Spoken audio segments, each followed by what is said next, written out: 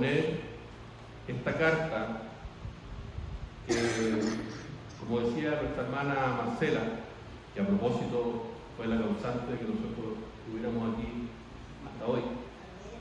Ella intercedió muchas veces, creo, al Señor para atraernos hacia este lugar, primero a mis suegros y luego a nosotros. La verdad que nosotros ya lo veíamos con buenos ojos de venir para acá, así que, bueno, el Señor lo utilizó a ella para mostrarnos un poco el camino. Y aquí estamos. Bien, tal como decía ella, la carta a Filemón, queridos hermanos, es una carta muy pequeñita, muy pequeñita. Si se fijaron, a los que estaban buscando, está entre la carta a Tito y entre la carta a los hebreos, por lo tanto era muy fácil de pasarse y perderla, tiene solo una página. Así es que, bien, cuando me tocó leerla, que fue durante el desafío de la lectura del Nuevo Testamento, no hace mucho tiempo, me acuerdo que fue un día sábado, y que cuando la leí muy de madrugada, porque tengo muy poco tiempo y generalmente ocupo la madrugada de los sábados para poder hacerlo. Y fue un tiempo muy gozoso para mí el poder leerla, acercarme a esta carta tan pequeñita, pero a su vez tan maravillosa, tan llena del Evangelio, tan llena de Jesucristo el Señor, tan llena de su amor, de ese amor que nos contagió, nos invadió y que hoy día debiera ser el motor por el cual nosotros pudiéramos relacionarnos entre nosotros mismos. Así es que quisiera partir diciendo que, como ya leímos el texto, lo vamos a tener ahí. Yo le pido que usted pueda estar pendiente también a ese lugar. En algún momento me voy a cambiar de versión porque la Biblia, la versión de la Biblia de las Américas, tiene algunos conceptos que están mejor desarrollados. Yo le voy a indicar cuál específicamente. Bien, así como nos gozamos en nuestras vidas cuando todo ocurre, cuando todo está bien, cuando todo pareciera que fuera una taza de leche, nos olvidamos también que dentro de la vida del cristiano también nos van a ocurrir episodios que nos van a traer sin duda mucho dolor y debemos estar preparados para eso. ¿Ya? No es menos cierto de que ese dolor pudiera venir por algún familiar, por algún compañero de trabajo, tal vez por el jefe del trabajo, o tal vez algún compañero del colegio o de la universidad. También dentro de nuestra familia pudiera estar esta persona que en algún momento nos va a fallar. No podemos dudar o podemos negar esta realidad, porque si hay un pecador, ahí va a haber un problema. Eso ocurrirá en nuestra vida y debemos estar preparados, debemos saber enfrentar estas situaciones. Muchas veces nos olvidamos, nos apartamos, como que escondemos la cara. Sin embargo, esta carta nos da claras señales de cómo nosotros debemos actuar frente a este tipo de situaciones. La carta a Filemón es la carta más pequeña del apóstol Pablo. Tiene tan solo 335 palabras en el original griego. En toda la Biblia, solo segunda y tercera de Juan contienen menos información. Bien y curioso. Es muy probable que Pablo escribiera esta carta alrededor del año 62 después de Cristo, durante el primer encarcelamiento de Pablo en Roma, casi al mismo tiempo en que fueron escritas las cartas a la iglesia que estaba en Éfeso y también a los colosenses. Mientras Pablo se encontraba en prisión, tenía la posibilidad de recibir visitas. Él gozaba de un régimen de visitas. Tal vez les suena conocido en la noticia hoy día lo que significa eso. Esta relativa libertad de que Pablo goza, que tampoco estaba solo, también había otros hermanos, como lo dice la misma carta, está en consonancia con lo que relata el libro de los Hechos, ahí al final del libro, en el capítulo 28. Filemón, el receptor principal de esta carta, era un ciudadano romano acomodado que vivía en la ciudad de Colosas. Colosas, por su parte, era una ciudad que se ubicaba en la provincia de Asia Menor, que actualmente pertenece a Turquía. Usted ahí lo podrá ubicar en el mapa, Asia Menor, Turquía. Esta ciudad estaba a más o menos 2000 kilómetros de la ciudad de Roma y a unos 160 kilómetros de la ciudad de Éfeso. Junto a las otras iglesias de Laodicea y Hierápolis, era la más pequeña esta ciudad de Colosas. ¿Ya? No es de extrañarse que hoy día los descubrimientos arqueológicos nos muestran de estas dos primeras ciudades grandes monumentos, extensivas calles, grandes edificios, grandes teatros. Sin duda esto nos habla de un gran esplendor económico, en lo social y en lo cultural. Mientras tanto, de la ciudad de Colosas no queda nada. Ustedes podrán buscar ahí en Google acerca de Colosas y se van a encontrar con cerritos que donde pareciera que hubo un par de piedras montadas una sobre otra. Nos muestra eso de que era una ciudad bastante más pequeña que las otras dos. Aunque la mayoría de la población de Colosas era de origen frigio, estas tres ciudades estaban en la región de Frigia, que era centro, la habitaban también griegos, romanos y también judíos. La Biblia no dice de forma explícita cómo el Evangelio llegó hasta este lugar. Sin embargo, el relato que está en el libro de los Hechos también, capítulo 2, acerca del día de Pentecostés, nos dice que en ese lugar también había personas de la región de Frigia.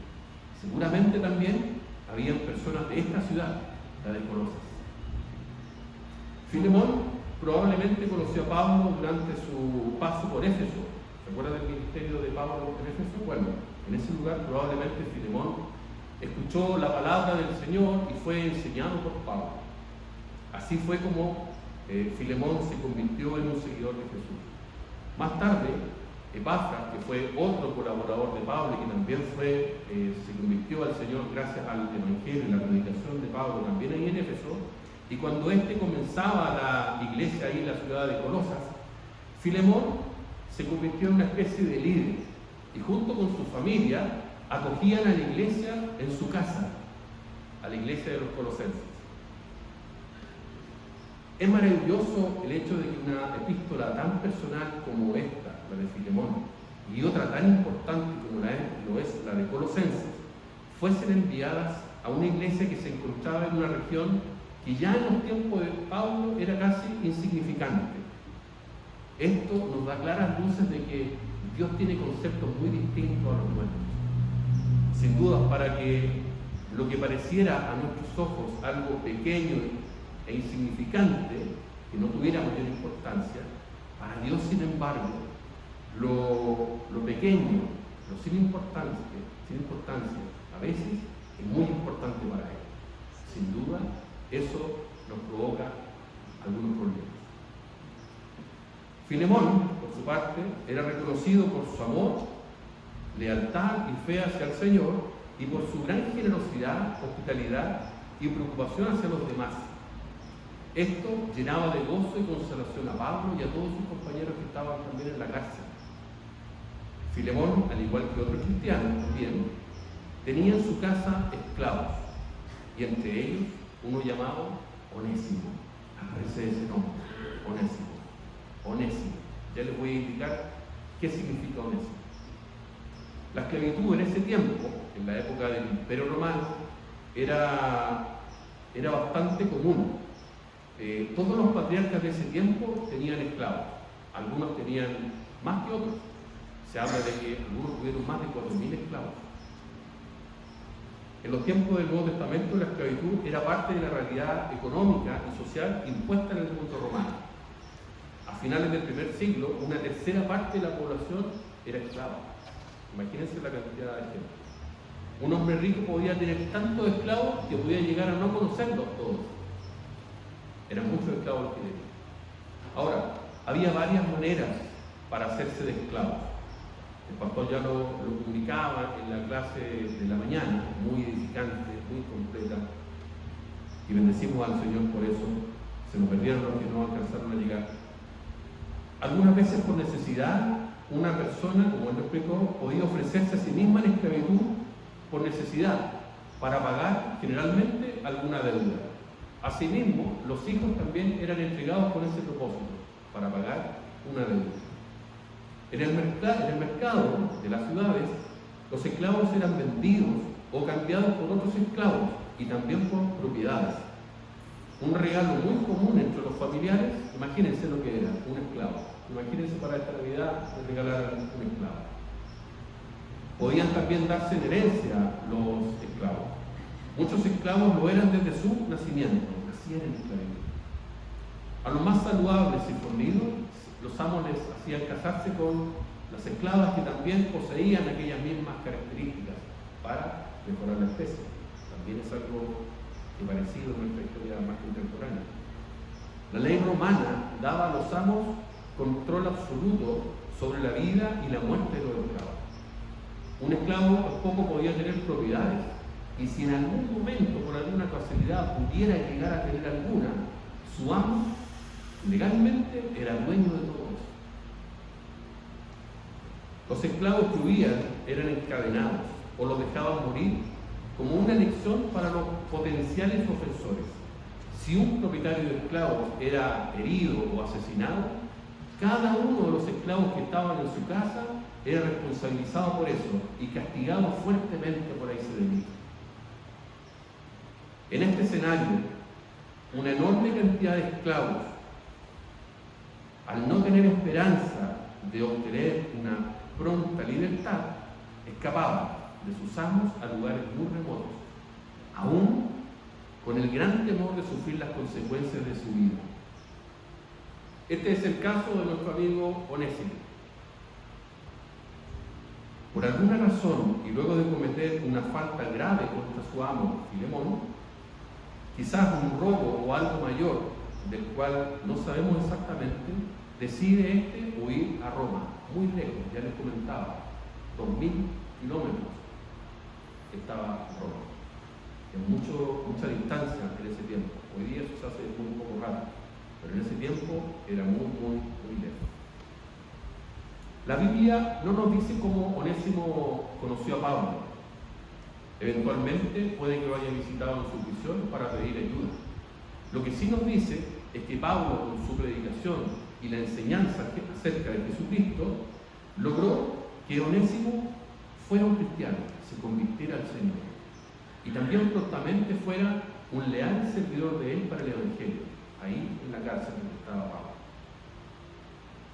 El propósito de Pablo, ahora al escribir esta carta, es pedir delicadamente a Filemón, intercediendo por el esclavo Onésimo, no solo para que éste perdone su vida, recordemos la falta, sino que lo reciba de vuelta, no solo como un esclavo, como leíamos en su palabra, sino también como un hermano en Cristo.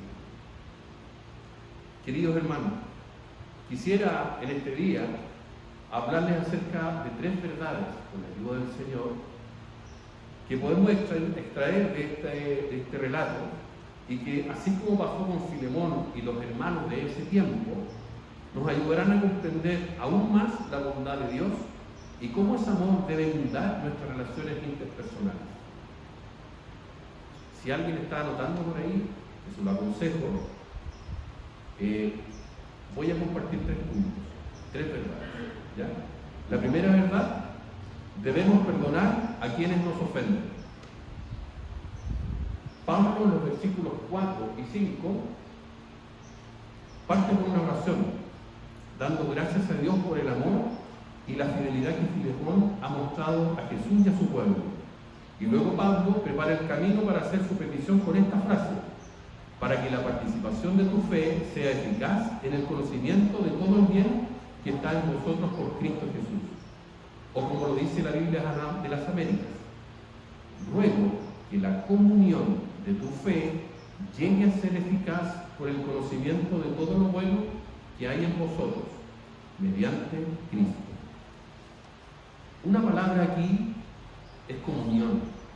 Participación en la Reina Valera, comunión, como dice la Biblia de las Américas. Comunión en el griego, ya sabemos, es koinonia, es una palabra bastante conocida, pero no sabemos muy bien a veces su significado completo. Significa compartir o participación mutua. Esto puede explicarse cuando 2 personas o más reciben algo juntos y lo comparten haciéndose compañeros. Para Pablo, esta experiencia de comunión mediante Cristo y entre los seguidores de Cristo no solo es una simple expresión del pensamiento, sino que es algo que se practica constantemente, diariamente, en las relaciones entre hermanos. No es extraño el pensamiento de Pablo ahí en el versículo 6 acerca de este conocimiento y de la contemplación, la admiración por las bondades en la nueva vida en Cristo. Sin duda, estas necesariamente debieran producir en nosotros la respuesta del amor, y como objeto de este amor que no solo incluye a Dios, también a nuestros queridos y amados hermanos, a nosotros. Colosenses capítulo 3, versículo 13, dice así: de la manera que Cristo os perdonó, así también hacedlo vosotros. Efesios 4:32 por su parte dice así: antes sed benignos unos con otros, misericordiosos, perdonándoos unos a otros, como Dios también os perdonó a vosotros en Cristo. Hermanos, cuanto más reconozcamos cuán grandemente hemos sido perdonados y beneficiados, tanto más estaremos inclinados a extender hacia otros la misericordia y el perdón. Esa es una verdad que debemos asumir. Esto lleva a Pablo, en su condición ya no de apóstol, sino de anciano y prisionero, como le dice lo que acabamos de leer, a realizar esta tan especial petición. Pablo, en vez de presionar a Filemón, decide persuadir correctamente, de manera que éste pueda decir libre y voluntariamente, perdonar al esclavo fugitivo y que también lo había dañado. De esta manera comienza a hablar también de Onésimo. Él dice que Onésimo se ha vuelto el hijo espiritual de Pablo, ahí en la cárcel. Esto quiere decir que Pablo había guiado a Onésimo para que éste dedicara su vida y lealtad al Señor, de manera que Pablo y Onésimo ahora son familiares en Cristo. Onésimo ha estado sirviendo fielmente a Pablo en la prisión, que aunque desea que Onésimo se quede con él para que siga sirviéndole en el Evangelio, también Pablo es consciente de que había un problema entre Filemón y Onésimo. En este caso, Pablo sabe que el problema debe ser resuelto de manera legal y personalmente entre ambos. Si Onésimo y Filemón declaran que son cristianos, sin duda deben buscar su reconciliación. Ese es un primer ejemplo. Así Pablo, audaz y confiadamente, envía a Onésimo de vuelta con su amo. Onésimo, muy consciente de esto, también acepta el desafío voluntariamente. Aquí sin duda tenemos algo extraordinario. Un esclavo, un ladrón que había afrentado a su amo, decide volverse a su casa, a la casa de su amo, sin saber qué clase de recibimiento iba a tener. Recuerden que por la ley romana, el amo tenía el derecho de hacer lo que quisiera con su esclavo. A su regreso, Onésimo podía castigarlo y hasta matarlo. Estaba dentro de la ley. Pero Onésimo no iría solo, iría con Tíquico, otro hermano colaborador de Pablo.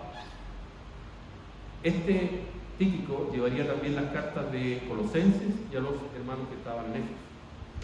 También lo acompañaría una carta, esta carta, la que estamos leyendo, la que estamos conversando, donde Pablo le pide amorosamente a Filemón que reciba a Onésimo, pero no de cualquier manera, le pide que lo reciba como un hermano, como a él mismo. Debemos imaginarnos cómo Filemón haría esto y lo difícil que debe ser el haber leído esto, que también se leyó ante los hermanos que estaban en la iglesia. El escuchar que debía recibir al esclavo que lo había afrentado, sin embargo recibirlo como al mismo Pablo. Cosa de imaginarse lo difícil que es. También es fácil imaginarnos qué significaba para él recibir a Pablo, que le había predicado el Evangelio, que sabía que estaba en la cárcel sufriendo por el Evangelio y por Cristo. Pablo tampoco conocía a los hermanos que estaban en Colosas. Imagínense la felicidad que sentía Onésimo al recibir eventualmente al apóstol Filemón al apóstol Pablo. Hermanos, sin duda que hablar del perdón no es fácil. El autor cristiano C.S. Lewis lo dice así en uno de sus libros. Todos dicen que el perdón es una idea noble, hasta que tienen algo que perdonar. Personalmente, creo que no soy un completo y verdadero acerca de pedir perdón y tampoco de perdonar. A veces he preferido apartarme por largo tiempo para no tener que ver la cara de aquella persona que me dañó. Esto me ha causado daño, he guardado rencor, amargura y además he demostrado un profundo resentimiento. ¿Qué es el perdón, mis hermanos? ¿Qué entendemos por perdón? Durante la preparación de este mensaje, que fue paulatinamente en varios días, el Señor trató fuertemente conmigo, fuertemente, mis hermanos. Y mi oración en ese momento era de que lo que ocurriera así como conmigo, pasara también con nosotros, ustedes, los hermanos que están aquí en este lugar. Fue tanto, hermanos, lo que trató el Señor conmigo, de que me llevó a pedir perdón y a buscar también la reconciliación con una hermana que yo tengo, una hermana en la carne. Hace mucho tiempo estábamos alejados, por malos entendidos, por casi mentiras, mis hermanos, por faltas de entendimiento, en fin, cosas del carácter muchas veces que decidimos, que nos llevaron a alejarnos. Pasó mucho tiempo, esto afectaba enormemente a mi mamá, mi familia argentina. Así que sentía que algo estaba haciendo el Señor en mi vida y no podía negarme, no podía no hacer nada. Así que llamé a mi hermana, oré al Señor primero, la llamé, busqué un lugar, me preparé y empecé a conversar con ella, empecé a charlar. Y le hablé acerca de esto, le hablé acerca de la necesidad de poder tratar los problemas, de poder conversarlos, de poder llegar a un entendimiento, de tratar de llegar a la reconciliación. Sin duda que no puede haber esto sin haber perdón, pero tampoco sin haber arrepentimiento. Dios trató conmigo en ese momento. El perdón es un acto de voluntad. El perdón no se concede porque una persona merezca ser perdonada, como lo decía el pastor. El perdón es un acto deliberado de amor, misericordia y de gracia. Todos tenemos a alguien a quien perdonar. Y de seguro, a más de alguien también le debemos pedir perdón. Durante la preparación de este mensaje, como le dije, me tocó hablar con mi hermana. Le pedí perdón, ella también me pidió perdón y logramos esa reconciliación. Yo quisiera preguntarles a ustedes, ¿no habrá alguna persona a la cual ustedes deben pedir perdón? O tal vez deben perdonar. Seguramente la hay. Todos tenemos a alguien que perdonar. Filemón seguramente recibió el perdón Filemón seguramente recibió a Onésimo y también lo perdonó. El solo hecho de que esta carta tan pequeñita esté y haya sido parte de la Biblia nos da constancia de esto. Seguramente Filemón sí perdonó a Onésimo. La segunda verdad de la cual quiero hablar es que en Cristo somos una verdadera familia. Los versículos 15 y 16, Pablo no solo le pide a Filemón que reciba y perdone a Onésimo, sino que lo reciba ya no como esclavo, sino como más que un esclavo, como un hermano amado. Pablo, Filemón y Onésimo son personajes de un drama de la vida real con un profundo significado social. Cada uno de ellos había enfrentado las demandas del cristianismo desde un contexto completamente diferente. Pablo, como sabemos, era un judío que perseguía a la iglesia, de avanzado conocimiento acerca del judaísmo. Filemón, por su parte, era un prominente gentil asiático. Onésimo, sin embargo, era el personaje más despreciable de esta historia, un fugitivo esclavo. Sin embargo, pronto estarían todos unidos por el Evangelio de Jesucristo. Este es un ejemplo vivo de lo que Pablo nos dice en Gálatas 3:28. Ya no hay judío ni griego, no hay esclavo ni libre, no hay varón ni mujer, porque todos vosotros sois uno en Cristo Jesús.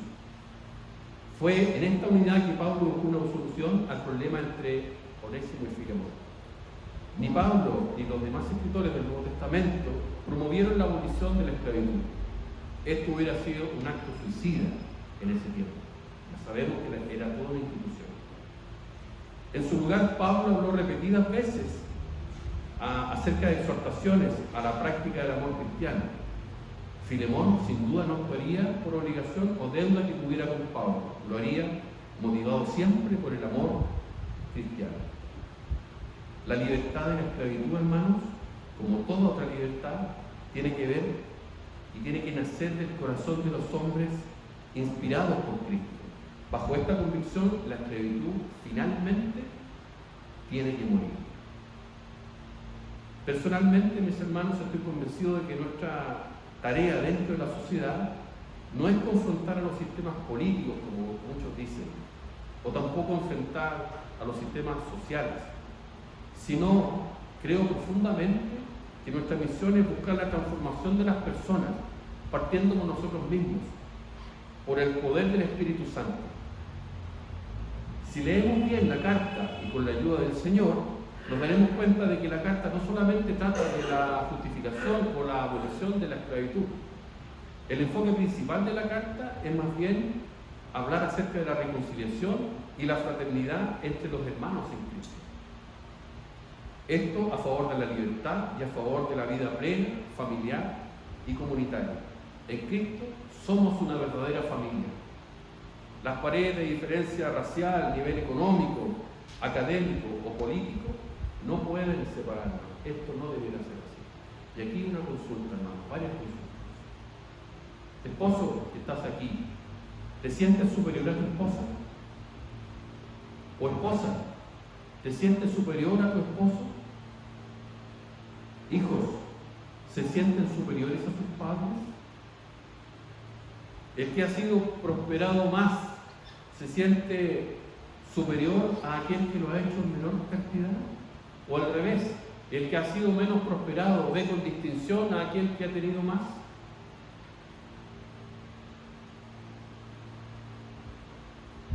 El que tiene más estudios, ¿se siente superior al resto?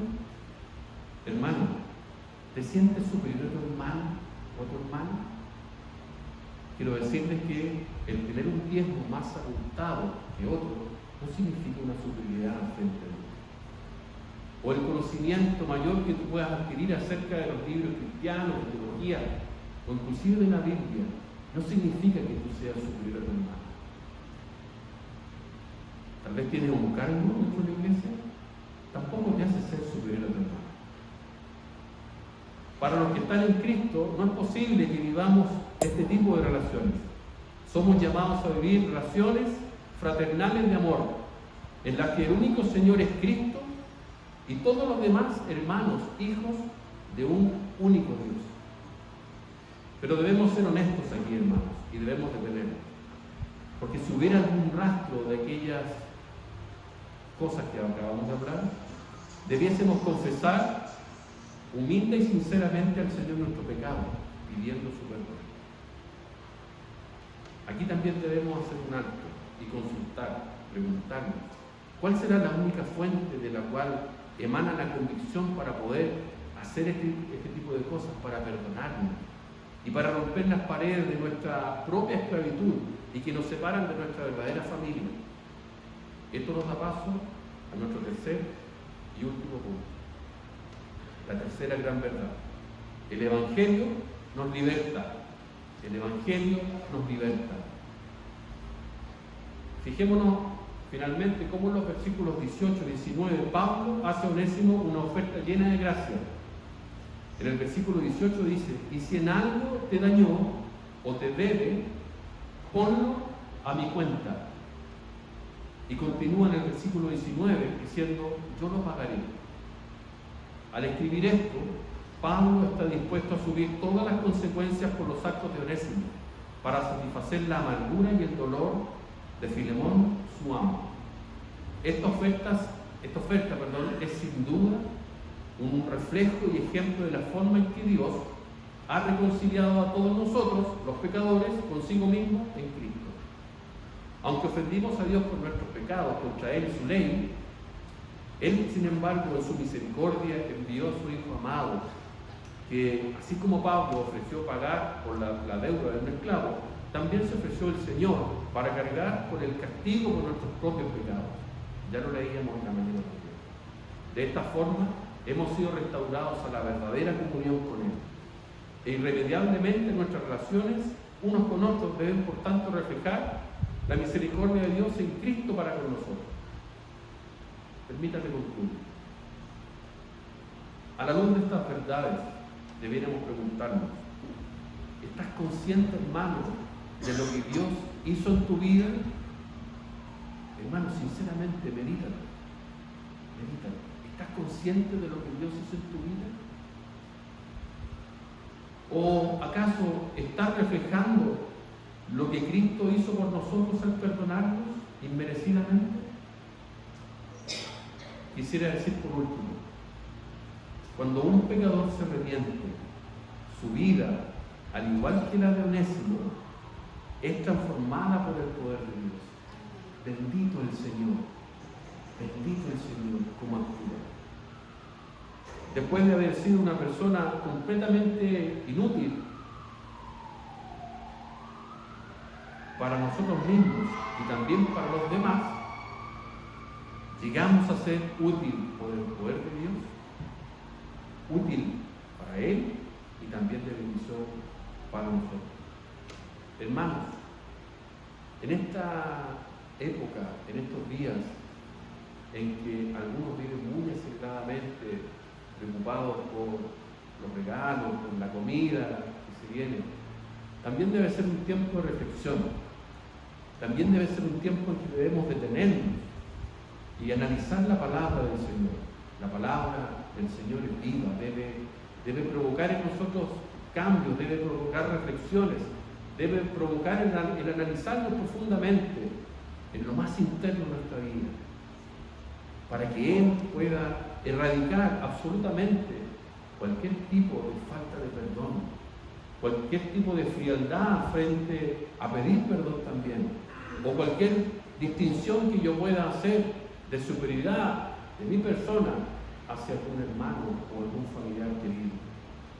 Hermano, te invito en este tiempo a considerar al Señor, a considerar lo que Él hizo por nosotros, ofreciendo su vida, así, de forma inmerecida, para pagar tus pecados y mis pecados. Que el Señor le bendiga. Oremos, hermanos. Padre, queremos darte las gracias por tu palabra. Perdona, Señor, tal vez las faltas que he cometido. Perdona, Señor, tal vez en la forma en que lo he hecho. Sin embargo, te pedimos que por tu Espíritu Santo esta tu palabra quede marcada en nuestra vida, Señor. Que tu palabra pueda provocar los cambios necesarios, que para algunos pueda ser un momento de fe, un momento de esperanza, o que para otros tal vez pueda ser corrección. Sin duda, Señor, te rogamos que esta palabra no quede ahí guardada, sino que cause cambios en nuestra vida, porque tú eres especialista en hacer esas cosas, Señor. Lo que nosotros no podemos hacer en forma automática, tú lo haces, Señor, con tu Espíritu Santo, trabajando constantemente, diariamente, y te damos gracias por eso, Señor. Te damos muchas gracias por esta carta tan pequeña, Señor, pero que sin duda es un ejemplo para nosotros, así como también lo fue para los hermanos en aquella época que conversamos, también lo es para nosotros. Te damos gracias, te bendecimos, y yo en particular te pido por cada uno de los hermanos que está aquí en este lugar, para que tú les guardes, para que tú les bendigas, para que tú seas verdaderamente el Señor de sus vidas. Y si hay alguna especie de atadura también en ellos, Señor, te pido que tú puedas, Señor, redimirles, tú puedas liberarnos, Señor, de aquellas ataduras, Señor. Te damos muchas gracias y confiamos en tu poder. Confiamos también en tu fidelidad. Muchas gracias te damos en el nombre de